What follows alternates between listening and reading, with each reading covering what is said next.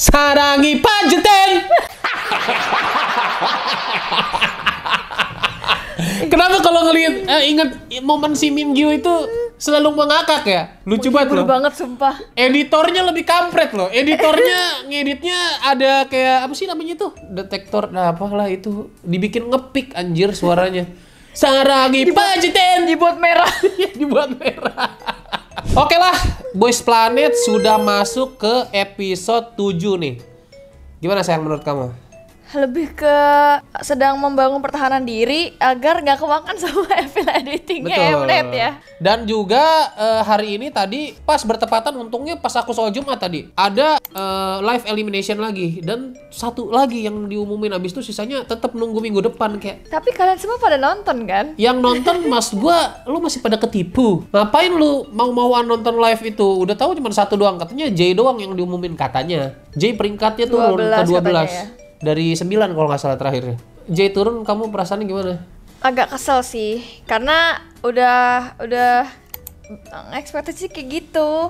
Pas ngelihat dia rankingnya 12, kan?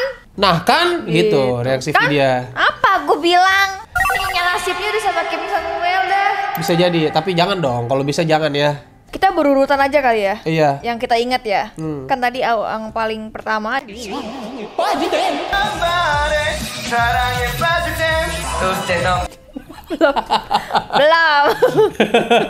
Seperti yang kita omongin di episode lalu. Beneran kan Tomboy di akhir? Bener kan? Ini prediksi kita memang aduh, sebagai master of survival Mnet, kita sudah tidak diragukan lagi lah kan. Kita di episode lalu kita bilang bahwa Tomboy nanti di episode yang akan datang ditaruhnya di akhir juga. Bener kan? Bener, ditaruhnya di akhir anjir. Yang pertama ternyata si Lau. Kayaknya aku harus lihat membernya supaya kita ingat bisa ngomentarin. Iya, Lau itu ada Wang Jihao, Nakemden, Park Hanbin, Eugene, sama Yedam. Kalau dari aku di lagu ini aku ngerasanya kayak ini screen time-nya Eugene tuh banyak banget. Kayak gimana ya penampilan dia doang deh yang disuruh. Penampilan ini nih kayak ceritanya tentang Eugene doang gitu. Itu sih gue agak kecewanya sama Mnet. Maksud gue adalah kalau bisa ya dikasih lah agak rata dikit gitu loh ke member-member lainnya gitu. Tapi kamu tahu nggak mungkin ini adalah framingnya Mnet supaya banyak yang jadi suka sama Eugene karena jujur banget ya. Kan aku tadi kan nonton tuh. Yang aku lihat tuh di Law itu kebanyakan Eugene kan. Jadi yang aku lihat tuh bener-bener Eugene. Terus tapi ini aku sampai catat. Lama-lama nih ngelihat dia tuh kayak pas dia lagi latihan, ganteng ya. Nah, gitu. Iya. Dia ternyata berkarisma ya, nggak cuman ganteng manis doang. Inilah sebenarnya ini taktik Yahudi dari Mnet. Ini adalah sebuah taktik Yahudi. Mnet itu dalam bahasa Ibrani artinya aku Yahudi. Ketika kamu mempercayai Mnet, terpengaruh oleh editan Mnet, maka kamu Yahudi. Seperti itu. Sampai ini loh, ada titik di mana tadi deg-degan kayak, kok ganteng ya? Gitu. Nah, kan? Nah jadi kayak, oh ya pas aku sadar, berarti gue terkena framingan nih Mnet. Betul. Tapi nggak, maksud aku juga ya bukan bermaksud gimana-gimana ke Eugene, tapi jangan terlalu terang-terangan banget lah Mnet bahwa lu tuh suka sama Eugene gitu loh. Ya diratain aja biar menonton menebak-nebak kira-kira Mnet nih sukanya ke siapa dan bakal debutin siapa. Kalau kayak gini kan kita sudah tahu kemungkinan besar bahwa Mnet bakal debutin Eugene karena dari survival yang sudah-sudah, orang yang paling banyak screen time itulah debut dia. Seperti itu. Contohnya yang ini. Kayak terkesan banget Mnet nih kayak nge-push Eugene biar orang biar suka ya. Iya, kayak ayo nge-vote Eugene, ayo suka sama Eugene ya. Meskipun memang Eugene berbakat, tapi terlalu terang-terangan. Seperti itu yang gue permasalahkan. Dan yang gue permasalahkan lagi adalah kasihan member-member selain Eugene. Meskipun ada juga kebagian dikit banget si Park Hanbin mengenai metode dia untuk jadi leader. Yang mana dia jarang ngasih member-membernya istirahat. Memang tujuannya baik ya, tujuannya biar penampilannya perfect dan terbukti, iya gak? Terbukti gak penampilannya jadi bagus dan orang-orang dan member-membernya itu di terakhir dia ada bilang terima kasih kepada Pak Hanbin karena dia jadi leader bagus gitu. Emang Hanbin yang kayak gitu, yang gak ngasih istirahat? Iya, dia bukan gak ngasih istirahat, dia ngasih istirahatnya dikit. Ayo latihan lagi. Dan juga si Eugene juga sempat dipuji sama si Wang Jihao ya. Dance break bikinan mereka ya, bagus kata Baekhyun.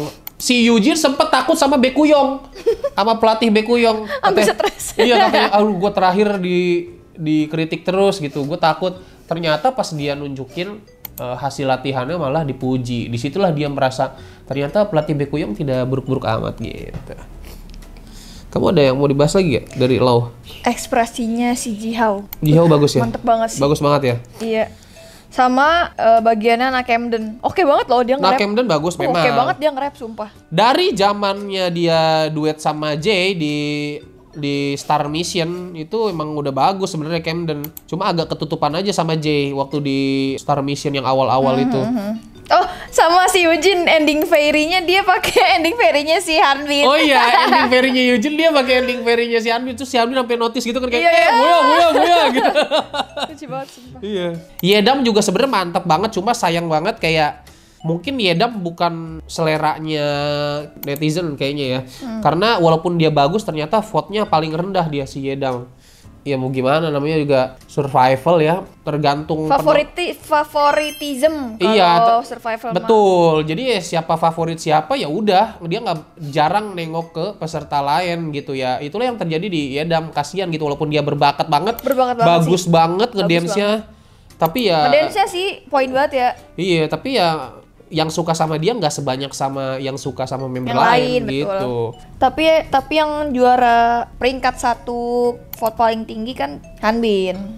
Kan itu di luar dugaan juga. Kayak orang-orang bahkan kita yang nonton karena Mnet terlalu nge-push banget Eugene di penampilan ini di sama latihan juga di story backstory-nya itu. Kita sempet nyangka wah Eugene kali ya kayaknya yang dapat nilai tertinggi penampilan. Ternyata Pak Hanbin anjir. Gila sih, ya berarti effortnya dia sebagai leader tidak sia-sia gitu. Ada bagian sedih waktu pengumuman nilai kan si Edam paling kecil lah. Iya. Si Edam tuh ngomong gini, apa mereka nggak ngeliat aku ya? Iya, itu sedih banget sih. Ya makanya. Sedih banget, sumpah. Makanya aku bilang bahwa ya bagaimana ya Dam, yang nggak bisa disalahin juga gitu. Nggak ada yang salah sih. Nggak ada yang salah. Lu berbakat gitu, tapi ya lu bukan selera orang kebanyakan gitu. Gitu aja sih simpelnya. Next kita lanjut ke Man in Love dulu nih, Man in Love. Sarangnya Pajeten. Ini kita tahu tuh bukan ngeledekin Mingyu ya. Mingyu, tapi dia tuh lucu banget. Enggak, yang kita bikin ngakak tuh editan Mnetnya. Iya. Ini loh. Ini dikasih kayak ginian nih, maksudnya apa? Ini kan sebelum kita maksudnya ada orang mungkin yang menyangka kita, lu ngejek Mingyu. Ini editornya Mnet duluan. Ya gimana ya? Dia juga ketawa-tawa sampai ada di episode sebelumnya dia lagi nyoba lagu kan Sarangnya Pajeten si Gonwook sampai Jadi ada Wujin, ada Tere, ada Dongyol, ada Mingyu. Tapi kalau menurut aku di sini Tere bagus banget sih. Ini banget pop out apa sih disebutnya? Kayak sangat-sangat apa ya sebutnya? Apa ya? Stand out ya. Bersinar. Iya, Tere bersinar banget sih di sini. Mana lagunya kan lagu-lagu kayak softy gitu kan lagunya. Terus senyum dia tuh manis banget, jadi cocok banget. Iya. Agak-agak vibes-nya mirip-mirip Kim Son Ho sih. Vibes-nya mirip-mirip kayak sama-sama punya lesung pipi, sama-sama senyumnya manis innocent gitu ya. Iya, senyumnya lovable gitu karakternya.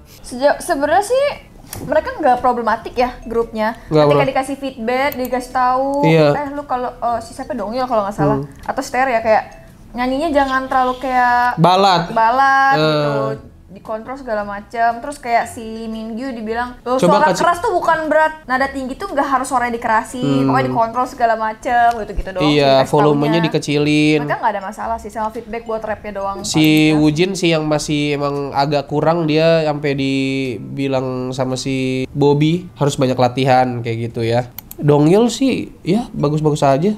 Sebenarnya suara mereka oke-oke aja. Oke-oke aja gitu. Mereka nggak problematik grupnya. Di sini juga di tim Man in Love ini peran leadernya cukup mantap ya dari Bapak Dongyol ya.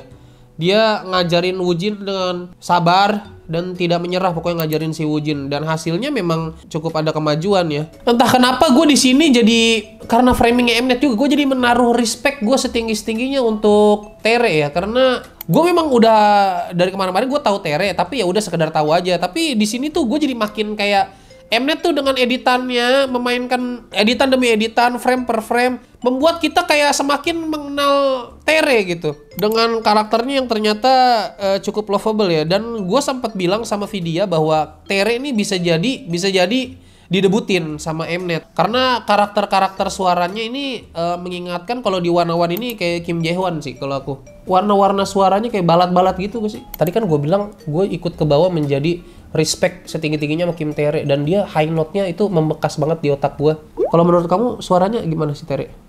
Bagus. Cukup singkat ya. Ya bagus. Bagus kok, cuman ya udah. Bagusnya ya karena dia jago nyanyi. Iya. Dan si Mingyu juga di atas panggung dia bisa jadi peramai juga ya. Kayak sorry Jilo kayak gitu. Iya. Selanjutnya kita ke grup. Nah, ini nih. Ini adalah grup yang apa ya? Ini cukup banyak direkomendasikan untuk digibahin ya sama netizen sama follower gua gitu.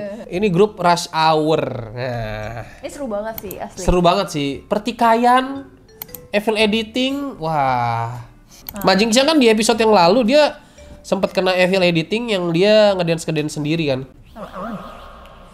Di episode ini terus dia banyak juga yang bilang kayak iya di latihan tuh supaya nggak buang-buang waktu segala macam gitu. Iya. Ini evil editing beneran atau emang dia kayak gini sih apa gimana ya? Hati-hati, evil editing Mnet tuh kayak kita berjalan di atas benang tipis. Kita nggak bisa tahu mana yang beneran, mana yang kagak gitu sebelum si yang terlibatnya mengklarifikasi sendiri gitu. Kayak si Christian kan cara klarifikasinya pintar tuh. Nah, ini si Majin Xiang ini kena lagi di sini dengan evil editing yang sama begitu. Kenapa menurut gua agak yakin bahwa ini evil editing karena pada saat mereka ada adu bacot, settingan berdiri mereka tidak pernah membelakangi kamera. Jarang banget membelakangi kamera. Itu yang membuat gua masih agak yakin bahwa ini tuh emang cuma sekedar evil editing aja dan settingan, kayak seolah-olah mereka kayak disuruh aja gitu, disuruh dong latihan mulu nggak ada dramanya kata kru Mnet, coba dong bikin drama lu berantem gitu. Ya itu bisa ya kali Jin Xiang nerima kayak kali anjir. Ini kan sotoy doang gitu. Maksudnya bisa jadi seperti itu. Gitu. Nah, menurut kalian kayak gimana? Silahkan tulis di kolom komentar. Kalau menurut gua secara sotoy yang belum tentu benar atau enggak nih, ya kayak gitu. Mencoba mencari sisi positif. Mencoba mencari sisi positifnya karena itu yang gua tangkap ada kode-kode yang jarang orang perhatikan. Contohnya yang gue bilang tadi, setiap pertikaian mereka tuh ada blockingnya gitu. Berdirinya tuh kayak ada blockingnya. Kayak udah ditandain sini berdiri di sini, sini berdiri di sini. Nanti kelihatan kamera dari sebelah sini. Ada scene Takuto nangis gara-gara dia putus asa, membernya tidak pada akur gitu. Kalau di setting sih beneran keren banget itu. Bisa sampai sebegitunya dapet tense-nya itu dapet banget. Ricky juga maksudnya baik untuk nambah-nambah koreografi biar penampilannya beda gitu, lebih bagus gitu.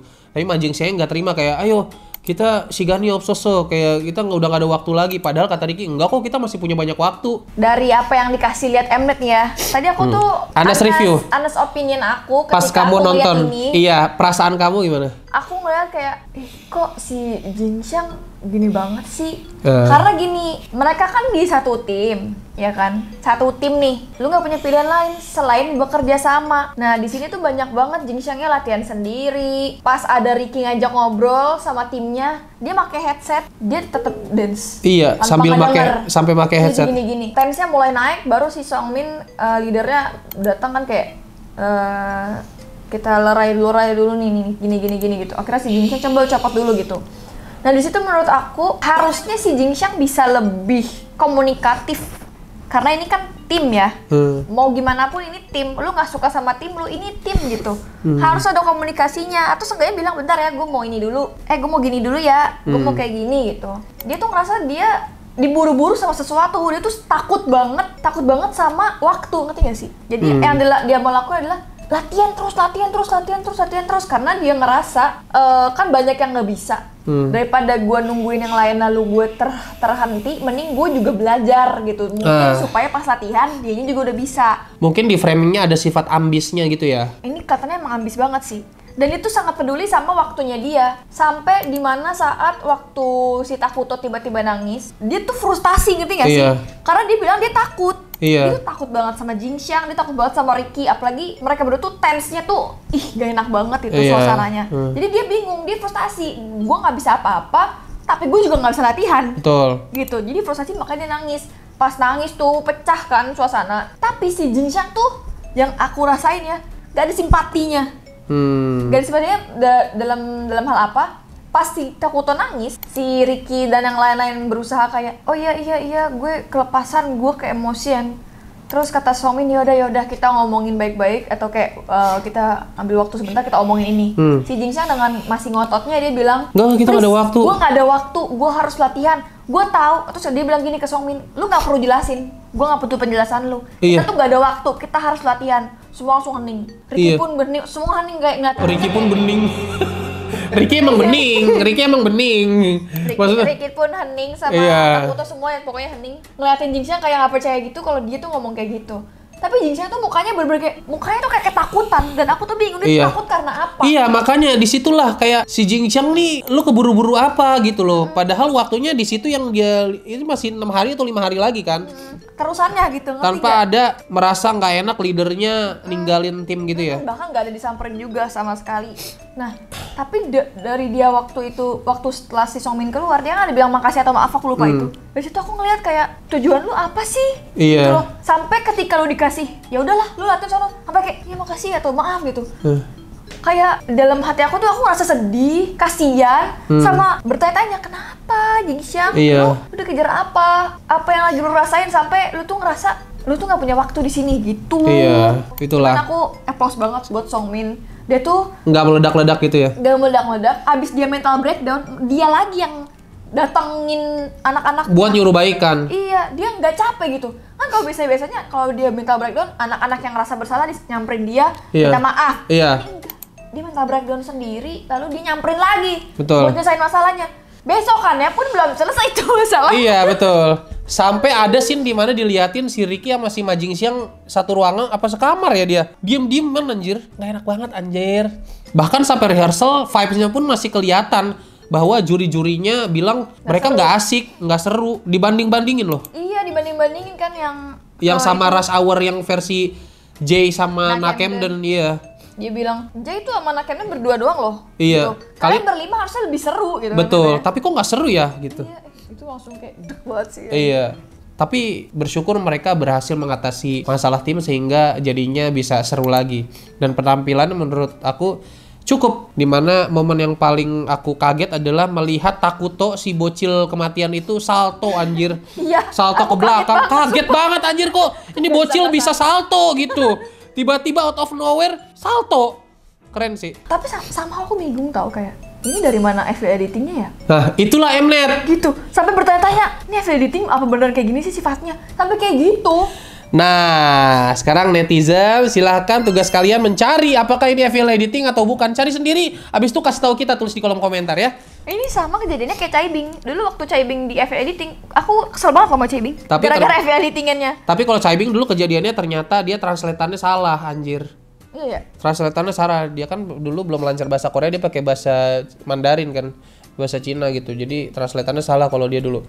Sampai ini ada lagi poin satu kali lagi ya. Besokannya kan mereka masih intens gitu kan. Ada poin di mana menurut aku Jingxiang ini berlebihan bener. Gara-gara apa? Gara-gara di opening si Ricky agak ngedorong kayak gini kan.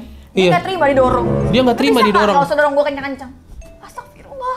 Itu sensitif banget Jingxiang. Itu kan stage present doang gitu loh. Kayak itu bagian dari aksi panggung doang. Makanya aku bilang, ini editing bukan sih? Kayak apa Jingxiang emang moodnya lagi cranky aja gitu, kayak lagi capek atau lagi stres banget sama tekanan ngafalin kayak gini gitu. Tapi sampai kaget, sampai marah. Mungkin gitu. Karena beban survival itu sangat berat di pundaknya dia. Pasti. Makanya dia merasa terbebani dan jadi kebawa emosi. Jingxiang mending lu klarifikasi deh, itu evil editing apa bukan? Kita kepo banget Jingxiang. Kita bingung nih. Ntar gue teror ah. Hah? Setelah ini selesai, gue tanyain, Please kasih, ini gue penasaran banget kenapa sih lu buru-buru dan merasa minta maaf? klarifikasi. Karena kita butuh itu. Betul. Butuh itu. Kita butuh itu nggak sih? Betul.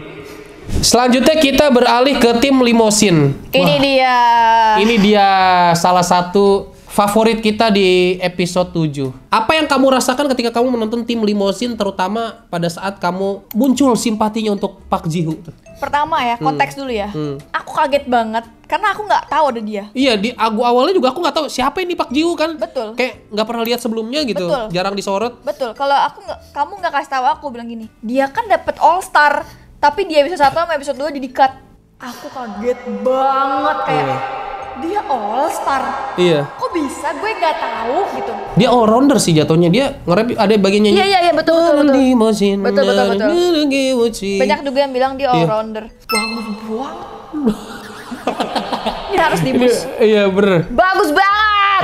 Guys, vote Park Ji-hoo guys. Kasian di episode 1 sama episode 2 dia di-cut anjir. Tapi ya, kenapa sekarang dia bisa dapat screen time banyak? Karena Iya. liriknya itu menyangkut tentang Mnet dengan evil editingnya, dengan framingnya itu yang sangat buruk dan sangat Iya. busuk gitu, Iya. memperlakukan dia. Nah ini cara lain untuk speak up ya. Cara lain untuk speak up adalah kayak Park Ji-hoo ini. Dia buat liriknya tentang pengalaman dia di Mnet di Iya. survival ini. Iya. Dia kasih tahu gue di-cut episode 1, episode 2. Terus Mnet kan blunder. Mau nggak mau gue ambil nih footage-nya lalu gue tampilin. Iya. Pinter sih, Park Ji-hoo pinter sih. Keren lu, Park Ji-hoo lu keren banget. Akhirnya Iya. mau nggak mau apa? Dikasih lihat tuh footage dia Iya. yang dianya nggak ada. Bahkan dia ngomong gini, nggak apa-apa, kita bisa berusaha lebih keras lagi. Ketika dia tahu dia nggak dapet screen time di episode 1 atau 2 gitu. Iya, dia sama satunya lagi si Subin temennya. Saking parahnya nih nggak dapat screen time sama Mnet. Si Subin tuh temennya sampai tereliminasi duluan. Padahal kalau dia dapat screen time-nya banyak, bisa jadi si Subin sama si Park Ji-hoo nih sekarang masih ada, masih bersama-sama. Lain kali pun mungkin tidak tayang, jangan berharap. Tuh, dia sampai bilang kayak gitu. Lain kali pun mungkin kita tidak akan tayang, jangan berharap. Ih, jahat Di sini banget, kita Mnet, di sini kita bisa tahu bahwa Mnet tuh bener-bener jahat banget sama trainee yang kurang terkenal. Kayak Ji-hoo kan sebelumnya kurang terkenal tapi sekarang jadi terkenal kan gara-gara ini. Lu blunder ya, Lu sih Mnet. blunder Mnet, dibikin lirik tahu rasa lu. Baru pas dibikin lirik sama Ji-hoo baru lu Kasih tuh footage yang lu simpan. baru lu buka tuh file lu di hard disk buat ambil footage yang sebelumnya kagak lu tayangin Mnet. Kena lu kan?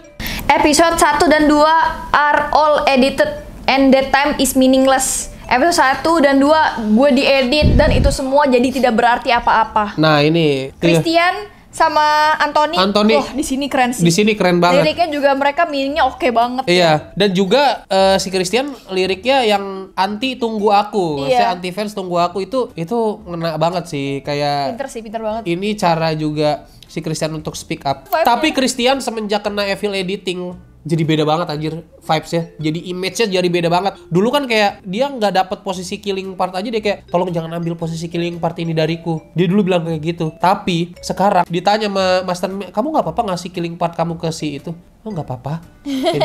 Kayak nggak apa-apa Kencanayo gitu kayak. Langsung beda banget. Mungkin di situ Christian kayak nggak, gue nggak boleh kayak dulu. Kalau gue kayak dulu lagi kena lagi gue.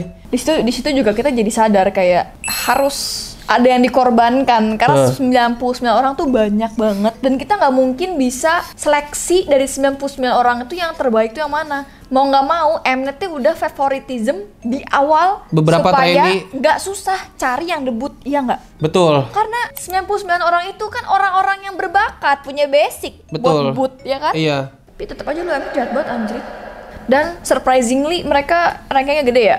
Dan si Park Ji-hoo ini menjadi pemegang nilai tertinggi kedua di mission kali ini setelah tim Tomboy ya. Bukan di grup ya guys, tapi as a whole mission. As a whole mission. Ji-hoo, it's time to shine Ji-hoo. Terbanglah tinggi Ji-hoo. Aku juga mau big applause buat vokalnya si Anthony sama Christian yang di... Oh Christian. Christian bagus banget sih vokalnya. Anthony Anthony juga suara duanya. bagus. Walaupun pertama masuk agak kecepetan temponya, Iya. tapi dia bayar lunas dengan high note-nya dia sama suara duanya dia yang mantep sekali, Anthony. Gue jujur setelah menonton episode 7 ini, gue jadi bingung siapa ini 9 pick gue. Apalagi gue kedatangan Park Ji-hoo sama Kim Tae-ri di hati gue anjir. Datang nih tiba-tiba ke hati gue nih Park Ji-hoo sama Kim Tae-ri. makin bingung anjir. Aku sih definitely nambah 2. Eugene. Oh 3 berarti. Itu banyak ya. Kok banyak ya? Eugene, Jihu. Siapa? Wongki. Oh, Cha Won-ki, bener. Kita akan bahas habis ini mengenai Cha Won-ki ya. Ini loh, ini sekarang. Nih sekarang. Tiba-tiba Vidya jadi suka sama Cha Won-ki nih. Gue kasih big respect banget buat Cha Won-ki ya. Iya. Cha Won-ki itu siapa sih? Cha Won-ki ini leader dari tim Feel Special. Kita bahas tim Feel Special sekarang ya. Tim Feel Special ini ada siapa aja sih? Cha Won-ki, Lee Dong-gun, Zhang Shuaibo, Chai Jin-shin. Kita salah ya, ralat, mohon maaf netizen ya. Yang menjadi leader itu bukan Cha Won-ki tapi Chai Jin-shin ya namanya ya. Nah ini Chai Jin-shin leader, terus si Cha Won-ki dapat Killing Part. Di awal mereka evaluasi sama Master Nim, si Shuaibo ini kena semprot sama si Solji. Karena Betul. pertama pas dari latihan kayak tereret, bener kan? Iya. Tereret, dia udah kayak cengengesan dan kayak tidak niat gitu ya. tidak niat gitu, akhirnya kayak bentar gitu di stopin. Dia bilang, lo kenapa kok latihannya kayak nggak niat gitu. Pas dia jawab kayak, gue ngerasa part gue kesusahan. Iya. Gue apa gitu. Pokoknya dia kayak mengeluh lah gitu. Akhirnya si Solji bilang, ini kan udah keputusan lu yang ambil lagu ini. Betul. Lo harus bertanggung jawab sama apa yang lu pilih. Betul. Kalau lo ngelakuin kayak gini, lo akan bukan buat gue gak nyaman, tapi lo akan buat semuanya gak nyaman gitu. Betul. Barulah si latihan tuh dimulai. Overall mereka berantakan banget sih waktu latihan ini. Iya, waktu latihan ini. Berantakan banget. Karena kayak nggak ada apa ya, kayak nggak hidup gitu loh. Iya. Cuman kayak latihan-latihan aja dan Belum ada. Iya, doang anjir. Inilah yang membuat si siapa namanya?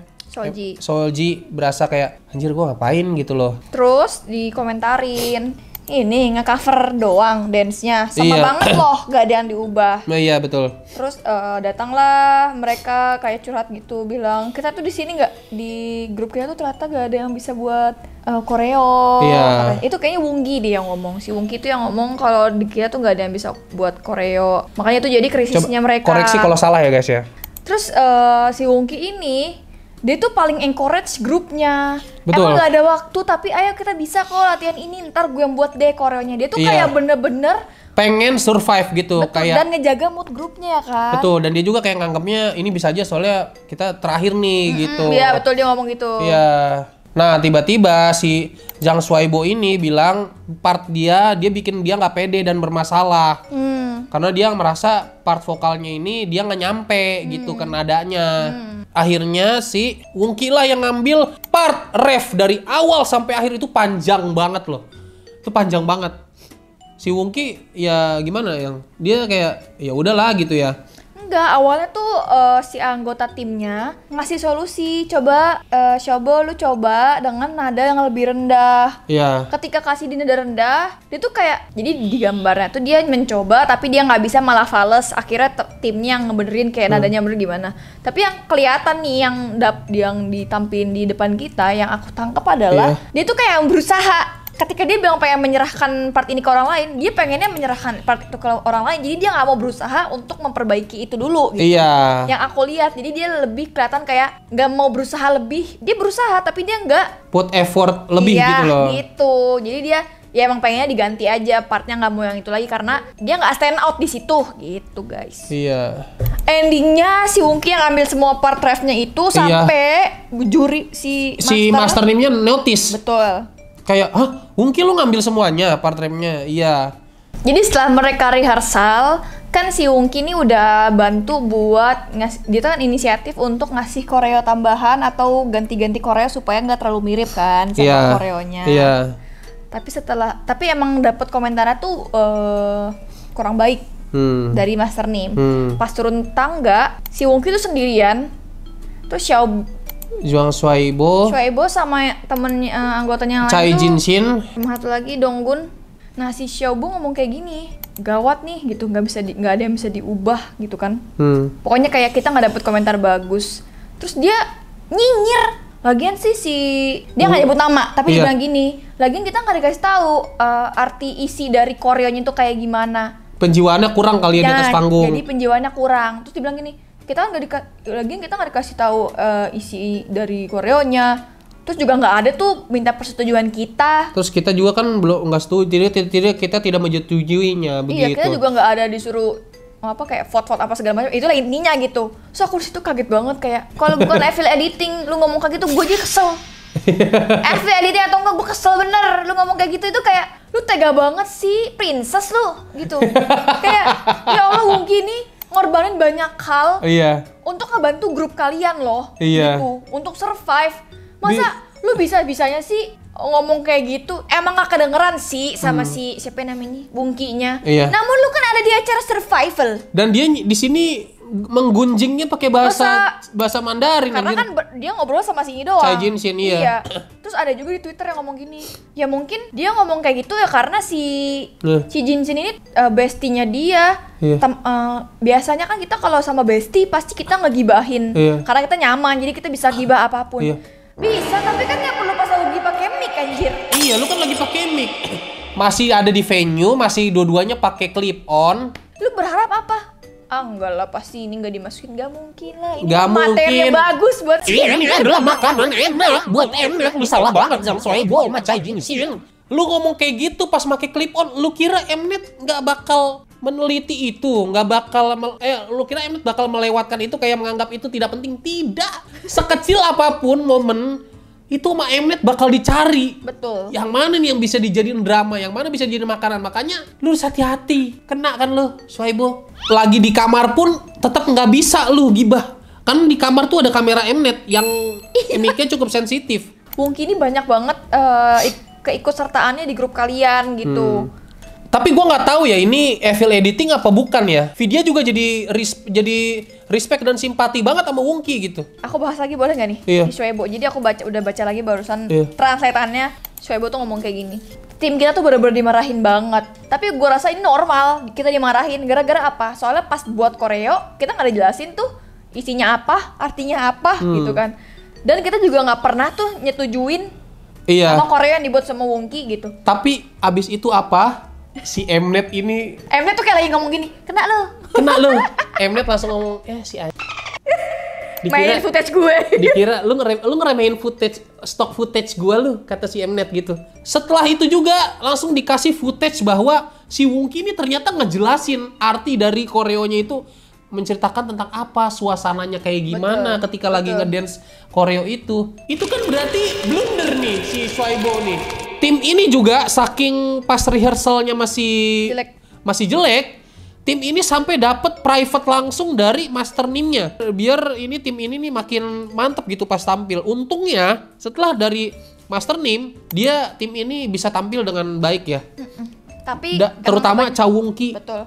Respect banget bro. Dipuji dia sama master. Cha Wongki, lu respect banget gue sama lu bro. Lu ngambil ref semua dari awal sampai akhir dengan stabil. Dance, Ini kalau ada fansnya Cha Wongki juga pasti kayak, wah akhirnya Bang Alpi notice Cha Wongki. Ya gue tahu, cuma kan baru respectnya sekarang. Kemarin-kemarin belum ada kejadian gitu. Berterima kasih lah sama Zhang Soebo. Berkat evil editingnya dia, gue sama Vidya jadi respect sama Cha Wongki gitu. Sekali lagi gue tidak ada masalah sama Cai Jinshin sama si Zhang Soebo ya. Gue nggak ada masalah sama sekali. Tapi gara-gara evil editing Mnet ini, pada saat gue nonton, gue jadi kesel dan tidak terima pada saat yang dapat nilai tertinggi adalah Zhang Soebo, bukan Cha Wongki. Tahu lu Mnet, lu udah ngebangun, nge-build ini scene supaya kita banyak-banyak ngasih respect ke si Wongki, tapi lu jatuhin kita lagi. Iya, gue kesel banget gitu kayak, kok bisa-bisanya Cha Wongki nggak dapat voting pertama gitu, nggak dapat voting paling banyak. Nih keselnya sama kayak waktu kita nonton Tomboy di episode sebelumnya baru nyanyi, yeah Tom, di-cut.